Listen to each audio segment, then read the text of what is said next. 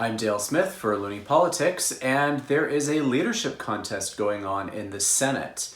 The current opposition leader, Senator Larry Smith, has decided he's not going to run again in the new parliament, which means that there is now a contest between Senators Don Plett and David Wells. Generally, in this kind of a situation, it's the leader, the deputy leader, and the caucus chair, which are all up for election. This time around, however, both the deputy leader and the caucus chair positions have been acclaimed, meaning that it's only the leader that's up for election. After that's over, the new leader will then pick a whip and a deputy whip, and they form the kind of leadership team for the Senate caucus.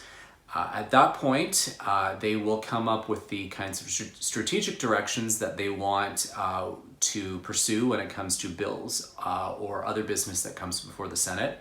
And they take those directions to their caucus colleagues, at which point things get discussed, and they come to an agreement as to how they want to manage that business that comes before them.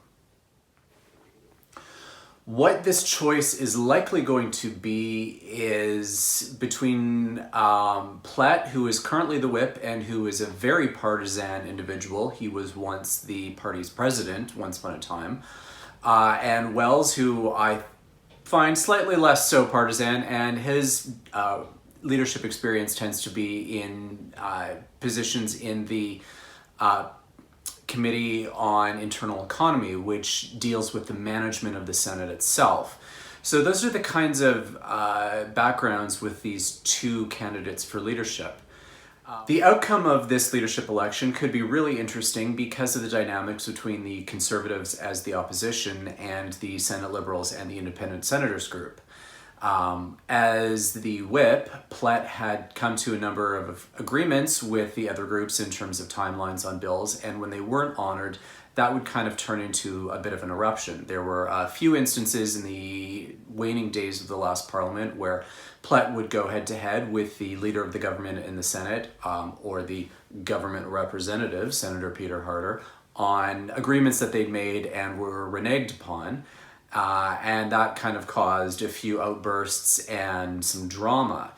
If Plett becomes the leader, we could see more of these incidents because the Independent Senators group in particular likes to go on about how nonpartisan they are, and for a very partisan individual like Plett, there will likely be a lot more clashes going forward.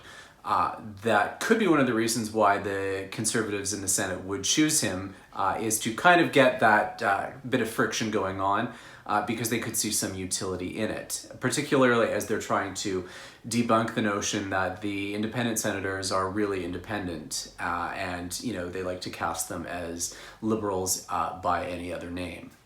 For Looney Politics, I'm Dale Smith.